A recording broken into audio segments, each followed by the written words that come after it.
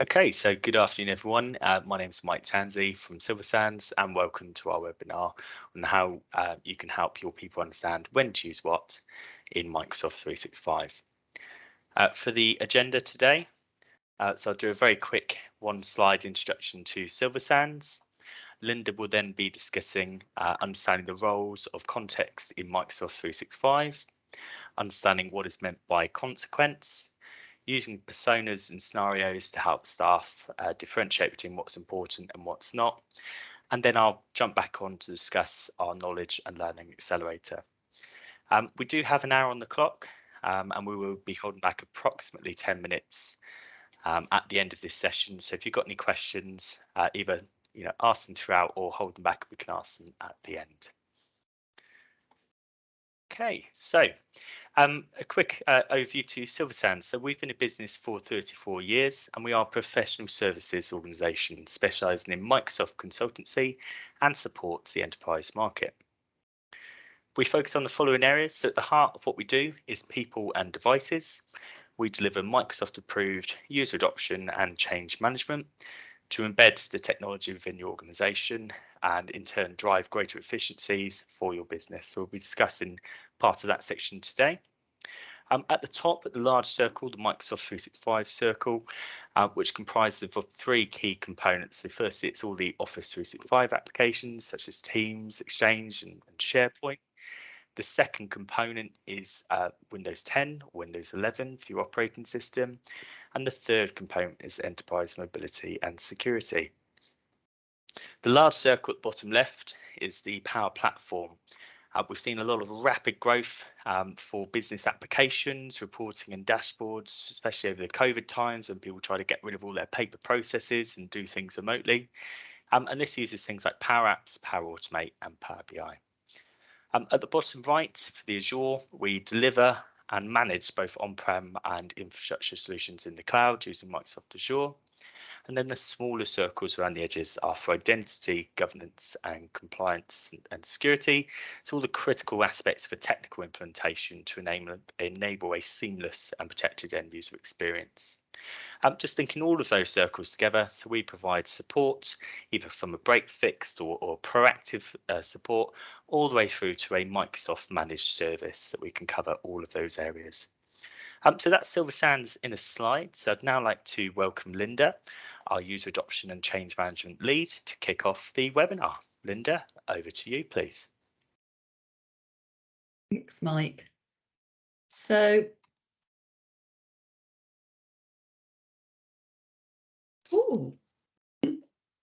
I'm missing some slides, it seems. It changed. Okay, never mind. Let's crack on. Let's not worry about that so much. My name's Linda. As Mike says, I'm the Adoption and Change Management Practice Lead. And the topic I'd like to talk to you about today is something that is often referred to within adoption and change management, and that is the concept of what to use when. And that becomes particularly important in an environment like Microsoft 365 because it is an evergreen, maturing environment that constantly changes. I'm sure you have all seen the changes that happen on a regular basis. And what it gives rise to is an experience that means that staff can apparently do the same thing, but in multiple locations. So let me just move on to the first slide. It's a generic approach, and it's one that we do use a lot with clients to try to give an understanding of the veracity, if you like, of each of the different elements within the platform that people now have access to.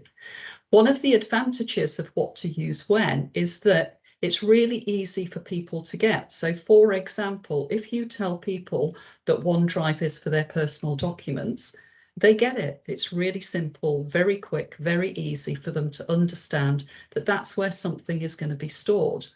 If you tell someone that their team's workspace, for example, is going to be where they work together on documents with their team members, or perhaps they collaborate on a project. Again, it's really easy to get.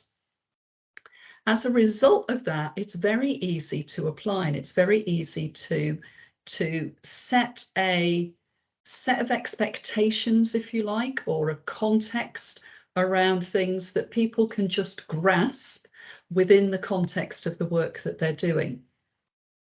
It also allows you as an organisation to provide consistency. So consistency around messaging. So for example, again, OneDrive is where you store your personal documents. It's not for something that should be part of the organisational record, like the CEO's annual report, for example. It can be measured. So you can easily assess whether people are using the various tools within the context with which you are providing them. So if we think about something such as the document lifecycle, which might have a process of moving from OneDrive through to Teams workspaces, through to a SharePoint archive system, that's a very easy process to understand and to again, for an end user to be able to grasp. And it can be measured, so you can check that people are following that process. And anything that can be measured can be monitored.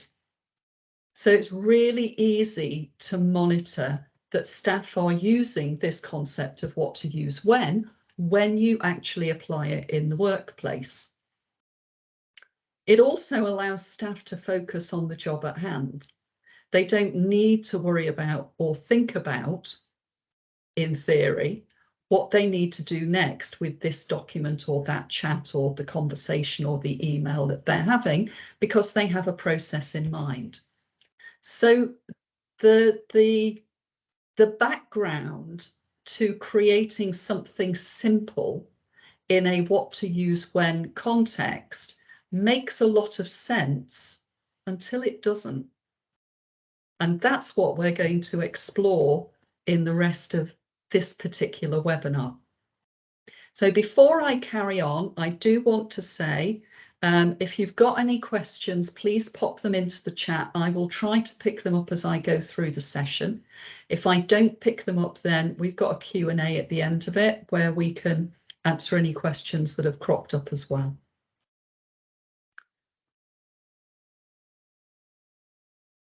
When, as a discipline, we are talking to clients about what to use when, this ideal scenario that almost every organisation would like to have, a very simplified process that just tells everyone what they need to do in any given circumstance.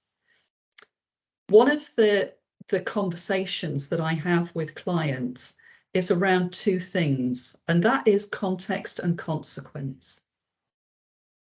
And context, as I use it in this sense, is about the environment or the setting in which something is happening. So that something could be a document that's being created, or it could be a conversation that's being had, or it could be a meeting. That's the context that we are thinking about in relation to Microsoft 365. And that adds a layer of complexity to the seeming simplicity of what to use when. Because context is everything. Where I am in relation to the action that I am taking to the document that I'm sharing, for example, makes a massive difference. It makes an enormous difference around a lot of different complexities involving things like your governance, for example. So as a simple example, it might be that I can share a document from one location, but I can't share it from another. So If we were to take OneDrive, I might be able in my organisation, depending on the governance that's been applied, to be able to share a document with anyone, internally or externally to the organisation. But as soon as that document moves into Teams, into a Teams workspace, I now may be limited and only able to share it with the people who are a member of the team that that document is effectively stored in the Teams connected SharePoint site.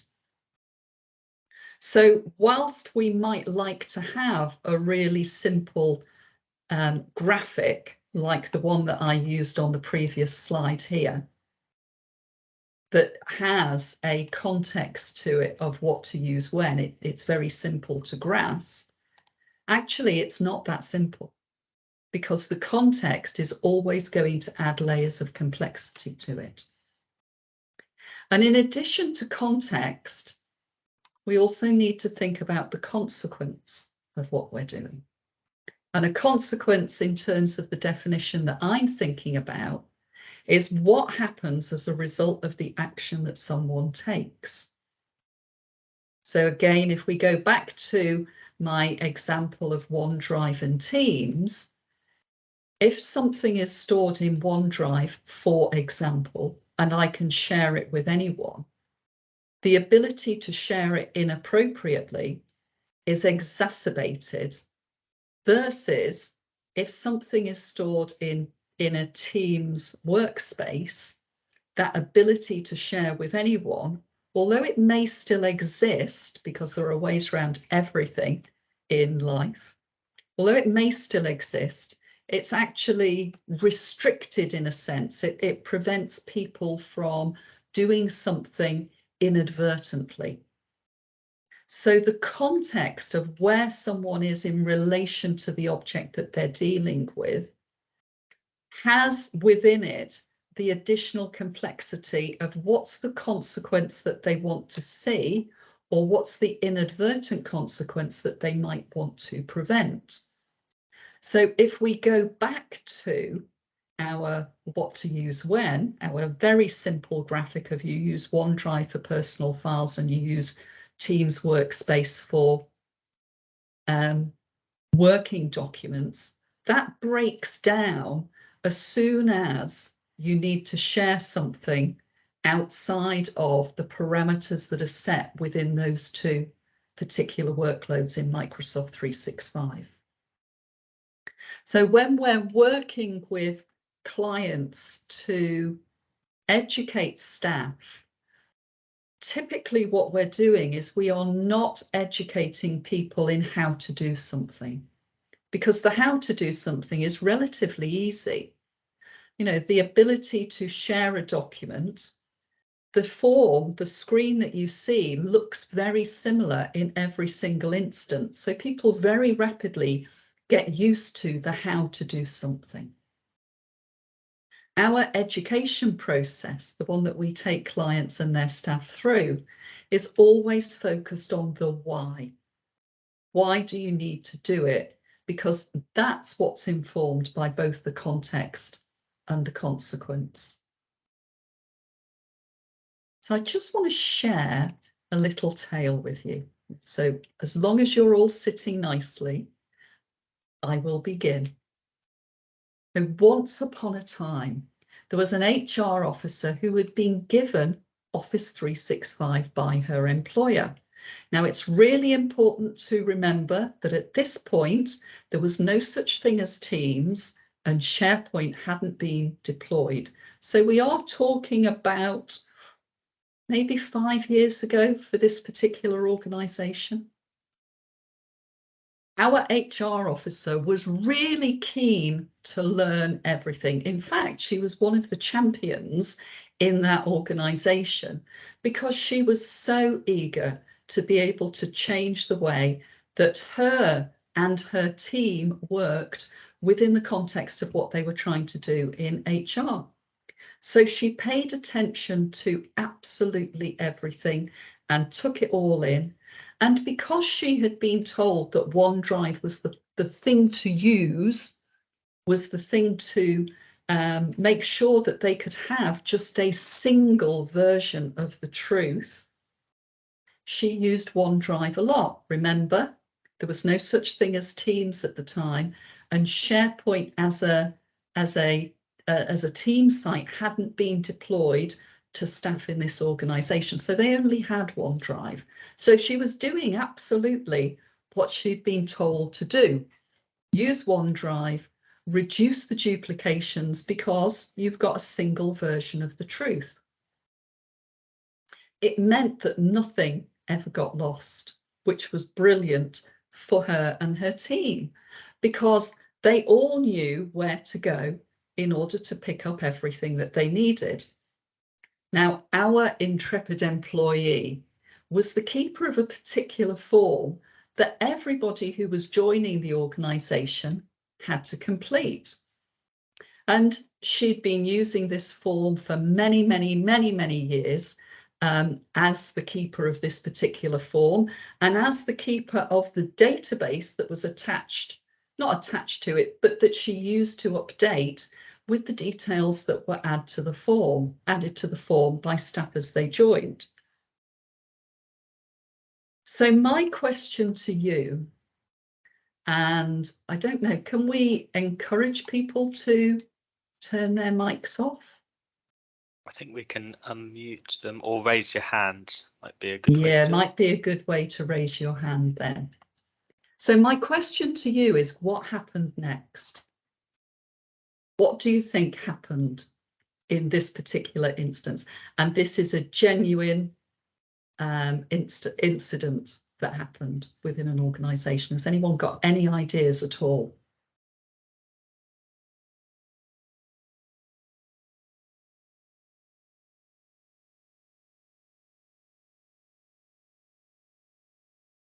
Oh gosh, are we all nervous, or are we not able to raise our hands or anything? Oh no, she left the company. That's a good one, Robert. Any other ideas? So Andrew says all content is open to all. Okay, so all content's open to all, or she left the company. Well, we've got one more type, a couple more typing now, Linda. Okay. Each person saw the previous person's data. Documents shared with the wrong people. Okay, so those are all excellent outcomes from what happened next. Mass fraud, and they stole the PID. But actually, only one person got it right in terms of this particular context, in terms of this particular story. So I'll carry on with the story and we'll see if we can see where it's going. So I did mention, didn't I, that this was pre-Teams. So there was no such thing as Teams. There was no, well, there was such a thing as SharePoint, but it wasn't available to the employees. And there was definitely no such thing as Forms, Microsoft Forms, because of course that only came in 3 or 4 years ago. So this form was a Word document. And it had typically in the past been emailed to people on joining. So they'd get this welcome email from HR to say, we need all of these details for your employee record. So the details would be things like their bank account details. It would be who their next of kin were, for example.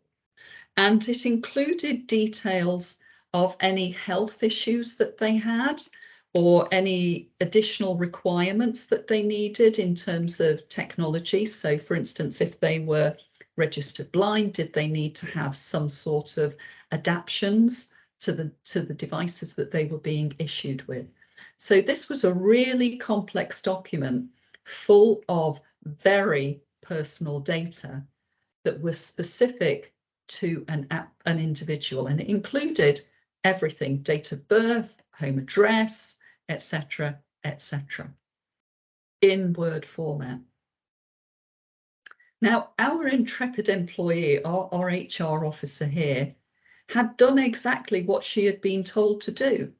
She was using OneDrive, and she was using OneDrive to have a single version of the truth. So she created her Word form, or she moved her Word form into OneDrive, and she shared it with the first employee who joined the firm after she had moved the form. So she duly got all the data that she needed, and she typed it into her database that managed all of the information about all of the staff. And then the next employee joined, and she shared the same form again.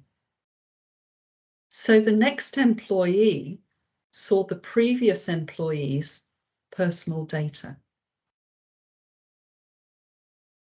Now that it didn't result in a fine, as it happens with the data protection officer, with the data protection information commissioner, but it could well have done, because it was highly sensitive information that had been inadvertently shared. Now, the HR officer at the time realised that something had happened, because she only realised it because the person that she sent the form to the second time alerted her to the fact that she could see all of this person's data.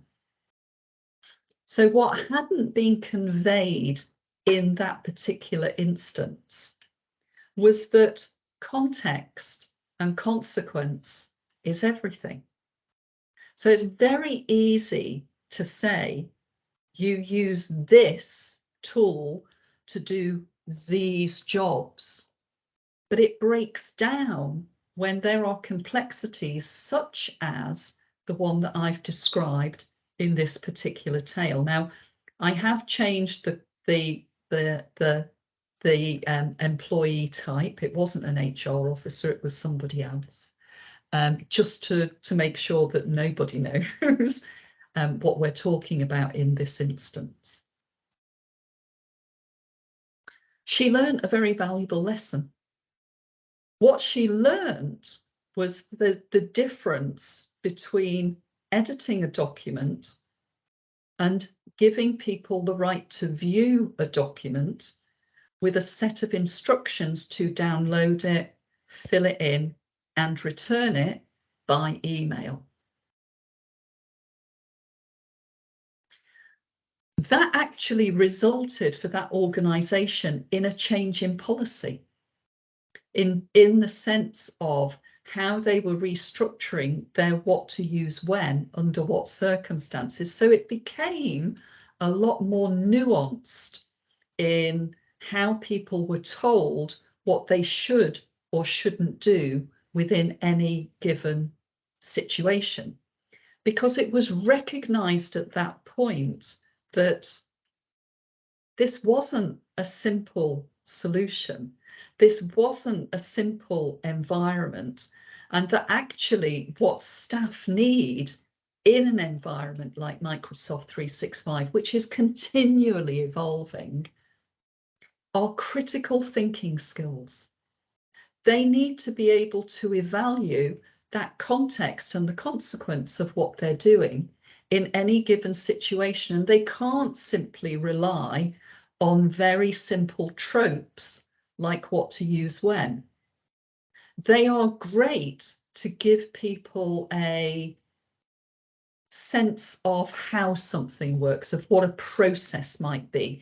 Like I said, the process of a document lifecycle, for example, they're really good for that, but only as long as staff understand that there are other things that they need to take into account whenever they are taking some sort of action within this particular environment. And it's not always as straightforward or as simple as it might seem. So how do you manage that? You know, how do you manage that level of complexity when it should be really easy? You use OneDrive for personal documents, you use Teams Workspace for Teams working documents, and you use SharePoint as an archive. Essentially, that should be a really simple process. So how do you allow people to navigate the complexities, not just of sharing documents, but of everything else, the rest of their working life in Microsoft 365. And that's where we use something called personas and scenarios. And this, as far as I'm concerned, is the secret sauce of getting people into, or staff, to a point of critical thinking skills. Because what it allows you to do is to create a matrix, if you like, that help people understand who they are. That's the persona. At any given point in time within their working life, and people are not a single persona. We're all multiple personas, and we're slipping in and out of them all the time according to what we're doing. So it's who they are in a given situation versus the activity or the circumstance that they find themselves in, which is the scenario. So let's just take a little bit of a tangent and think about what those two things actually mean. So for me, well, no, let's take a step back. For Microsoft, if you look at the Microsoft adoption information, and there's a lot of it about, if you want to go digging for it, when they talk about personas, what they're talking about are roles, essentially. The challenge with doing something that is role-based around what people need is that roles change and people change within roles. But the other is that it becomes even more complex than it need be. So if you were thinking about personas in the context of a senior director in HR, you're going to think about creating a set of knowledge and learning outcomes for that particular role. Well, actually, you don't need to do that. You do not need to go to that level of complexity, because every role in every organization has common aspects to it. So when I'm talking about personas, and when we're talking about personas to the colleagues that we work with in the organizations that we work with, we're talking about those common factors, the common defining elements, if you like, of a given set of actions or people processes or things that people are doing when we are referring to personas and scenarios. So I've got an example of one. I've got a very brief example of one here, of the meeting manager. So a meeting manager persona could apply to anybody in your organization.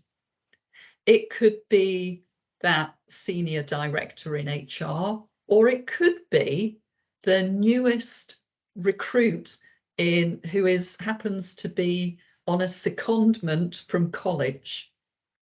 They both have that ability to have that meeting manager persona. But when you think about that persona and you start to think about it in much more detail, what you're looking for is what the levels of complexity someone might have in relation to that persona. So typically, a consistent element is going to be they're going to be organising a meeting somewhere, whether it's physical or whether it's online, doesn't really matter. But that's the common element. It's people who arrange meetings, sometimes for themselves, sometimes for their teams, or sometimes on behalf of other people. You know, if you think about the PA to the director, for example, they will be meeting managers almost all day, because that will be where they are spending their time. They're organising the director's diary, the calendar, and they may well be involved in the meetings themselves. So the definition that I've got here of someone who arranges meetings, who may get involved in the setup of the meetings, and who may follow up post meetings is everything to do with the meeting manager persona. And if you think about that persona from that perspective, it allows you to create a maturity model. And that maturity model will dictate the types of skills and knowledge that people need within Microsoft 365, depending on the types of meetings that they are organizing. So at the lowest level of maturity, it might be, how do I create a meeting in Outlook? And how does that meeting differ in terms of what I can do through Teams calendar? That might be your most basic training around the meeting manager persona, your most basic education around that. And your most complex education around it might be around things like managing agendas and decisions and actions that are arising as a result of formal board meetings. And between those two things is a sliding scale of what people need to know about everything to do with managing meetings that has a Microsoft 365 or company element to it. Because these types of personas don't just have to be limited to what's in Microsoft 365. They can be expanded to cover pretty much anything as it relates to meetings in your workplace. Has anyone got any specific questions about what I've said around the meeting manager persona?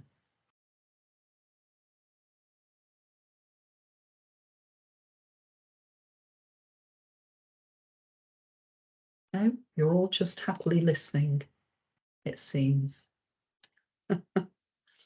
Okay. So from the meeting manager persona, we then need to think about the scenario. And in this case, the example I'm giving is the effective meeting scenario. So in my book, I don't know, it may be different for you, but in my book, an effective meeting is one that begins and ends on time. And hopefully we'll do that today. It follows an agenda, which I hope that we are doing beautifully. It captures decisions and actions if that is the thing that they need to do. Now, rather like the persona, this also lends itself to a maturity model. And the maturity model is more around the types of tools that you might use in order to do things like manage decisions and actions. So for me, I'm on a mission to get rid of the Word document. I think Word is overused as a tool, and in meetings in particular, it's significantly overused because we use it to often create agendas, and we often use it to write up minutes. And with a tool suite like Microsoft 365, you really don't need to do that anymore unless you're actually publishing something as a result of a meeting that has a statutory obligation to it, where you might need a written version of the truth for it. But in most cases, we no longer need to do that. So again, the maturity model in terms of effective meetings might start with meeting setup. Now, by that, I mean the more nuanced setup of a meeting that you can only do through Teams calendar. You can't do it through Outlook. You can only do it through Teams calendar. And that might be your really basic education around an effective meeting, is to think about what do we need to do in relation to getting this set up and how people can interact with it? And are we going to give it, how do we go about giving things buffer time? Are we applying buffer time to meetings, etc.? And it might also include the question of recurring meetings, which is particularly problematic if you're in board meetings where you are making decisions and you are bringing guests in who may not be privy or should not be privy to conversations that have taken place before. So how you manage recurring meetings may be an element of complexity that is another layer of that maturity model that I'm talking about here. So these two things together, this persona and this scenario, can work together to create a matrix of knowledge that people can dip into and dip out of to understand that context and consequence around meetings. And that means that when they're thinking about setting up a meeting, what they're doing is applying a critical thinking skill. They're not just going to the first thing that they usually do or the thing that they've always done. They're actually thinking about what's the purpose of the meeting and what is it that we're hoping to get out of it, and what knowledge do I need in order to make that the most effective meeting it can be. And we can apply this across any number of personas and scenarios. Again, I just want to reiterate, a persona is not role-based. It's never a role. It's always a set of activities. So for example, all of us in this meeting today are probably almost all information workers of one description or another. And that's another persona that you could work with. Another might be a field worker, which is typically someone who works outside the office, but not in the context of what we do now, which is a lot of working from home. So it might be people who are in and out of meetings or on the road, for example. So, and each of those personas, and there's a whole load that you could choose from, each of those personas has a set of activities that are common to the role or common to the persona, but they cut across multiple roles, which is why personas are never role-based. They're always functional in this sense. And the same with scenarios, in that a scenario is about the outcomes. It's about what you want to see at the end of a series of actions. So it might be document creation, it might be project management, for example. It could be a whole host, again, of different scenarios. And each of these can combine to create what is apparently a complex matrix, but actually makes it really easy for staff members to navigate a set of knowledge and learning opportunities for them to get to where they need to get to.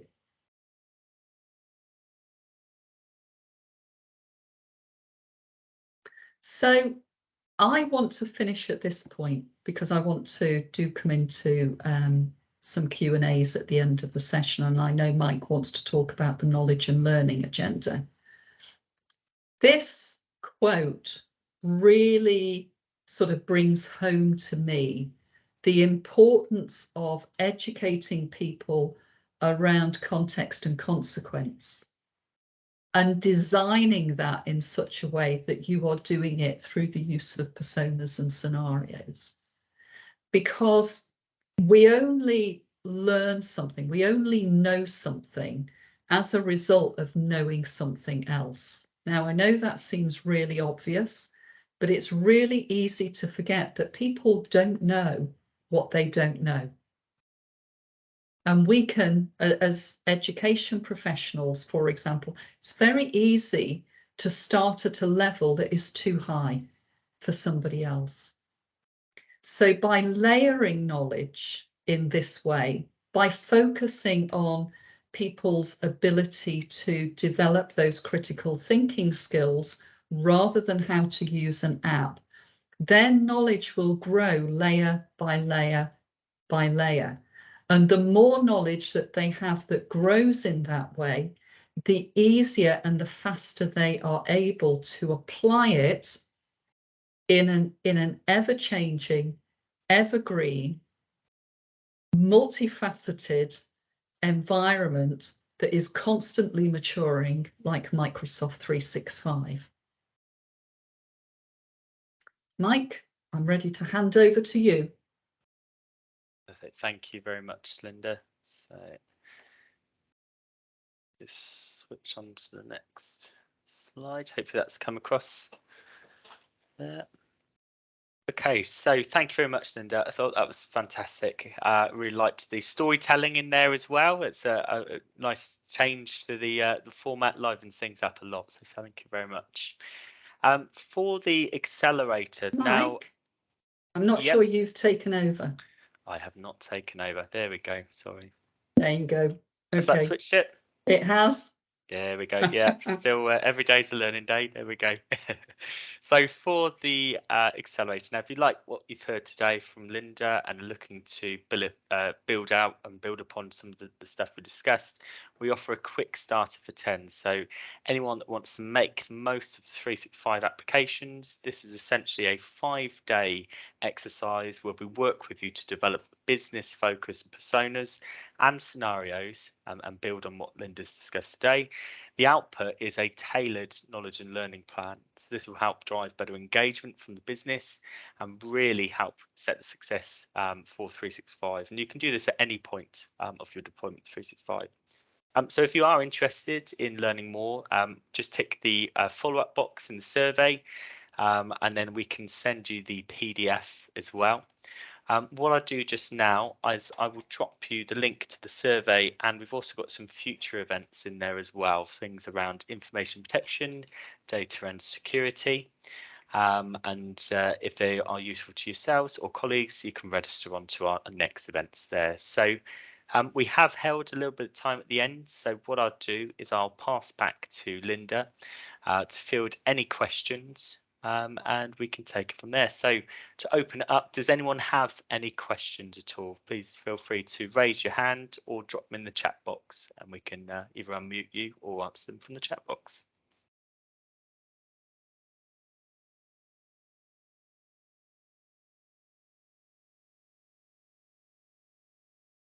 If not, that's absolutely fine as well.